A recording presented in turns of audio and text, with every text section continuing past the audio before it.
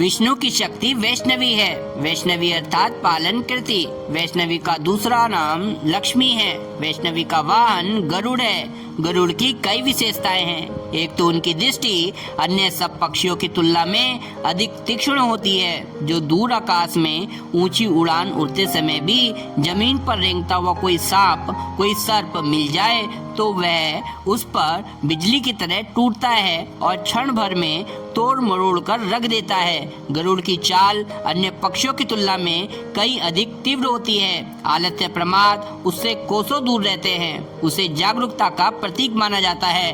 अव्यवस्था रूपी सर्प से घोर शत्रुता रखने वाली तथा उसे निरस्त करने के लिए टूट पड़ने वाली प्रकृति गरुड़ है। दूरदर्शिता अपनाने वाले लोगों को गरुड़ कहा जाता है। जिन्हें न आलस्य है न प्रमाद, वे गरुड़। ऐसे ही प्रबल पराक्रमी लोगों को गरुड़ की तरह वैष्णवी माता का प्यार प्राप्त होता है। वैष्णवी की उपासना से, लक्ष्मी की उपासना से समृद्धि का पथ प्रशस्त होता चला जाता है। वैष्णवी की साधना का प्रतिफल संपन्नता है। ऐसे साधकों की आंतरिक दरिद्रता दूर हो जाती है। वे सद्गुण संपदाओं के धनी होते हैं। उन्हें सच्चे अर्थों में विभूतिवान कहा जा सकता है। साथ ही उन्हें मानसिक दरिद्रता का भी दुख नहीं भोगना पड़ता। इस साधना के साधक को इन सिद्धियों, विभूतियों एवं सत्प्रवृत्तियों की उपलब्धि होती है, जिनके आधार पर वे यथार्थवादी योजना बनाने में ही नहीं, उन्हें सुव्यवस्था, तन्मयता एवं तत्परता के सारे आगे बढ़ाने और सफल बनाने में समर्थ होता है। विष्णु का नारी स्वरूप वैष्णवी है। उनके आयुध भी 4 हैं, शंख, चक्र, गदा, पद्म। जहाँ 4 हाथ हैं वहाँ चारों हैं। जहाँ 2 हाथ हैं वहाँ शंख और चक्र 2 ही आयुध है। शंख का अर्थ है संकल्प, सुनिश्चितता का प्रकटीकरण, उद्घोष। चक्र का अर्थ है गति, सक्रियता। गदा का अर्थ है शक्ति। पद्म का अर्थ है सूक्ष्म और कोमलता।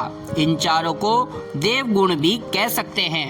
देव अनुदान वरदान भी देते हैं। जो आयुध विष्णु के हैं वे वैष्णवी के हैं। जिनमें ये चातुर्दिक आकर्षण होगा उस पर वैष्णवी की कृपा बरसेगी, लक्ष्मी की कृपा बरसेगी। इसी तरह इसी तथ्य को इस प्रकार भी कहा जा सकता है, जिन पर वैष्णवी का अनुग्रह होगा उनमें आयुधों के रूप में उपयुक्त चारों सद्गुणों का अनुपात बढ़ता चला जाएगा।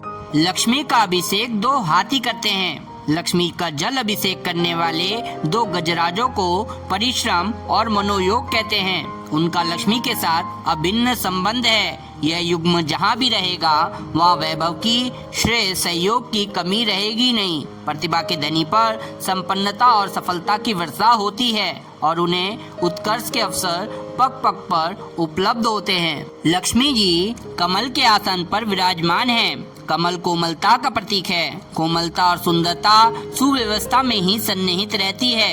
कला भी इसी सत्प्रवृत्ति को कहते हैं। लक्ष्मी का एक नाम कमला भी है।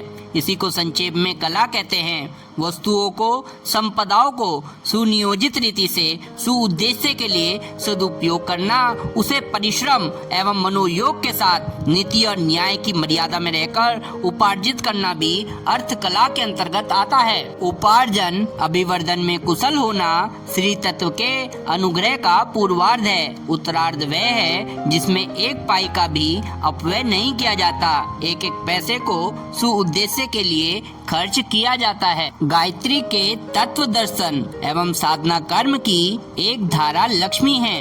इसका शिक्षण यह है कि अपने में कुशलता की, क्षमता की अभिवृद्धि की जाए तो कहीं भी रहो लक्ष्मी के अनुग्रह, अनुदान की कमी नहीं रहेगी। इसके अतिरिक्त गायत्री उपासना की एक धारा श्री साधना है। उसके विधान अपनाने पर चेतना कर्म में प्रसुप्त पड़ी हुई वे क्षमताएं जागृत होती है, जिनके चुंबकत्व से खिंचता हुआ धन वैभव उपयुक्त मात्रा में सहज ही एकत्रित होता रहता है। एकत्रित होने पर बुद्धि की देवी सरस्वती उसे संचित नहीं रहने देती, वरन परमार्थ प्रयोजनों में उसके सदुपयोग की प्रेरणा भी देती है।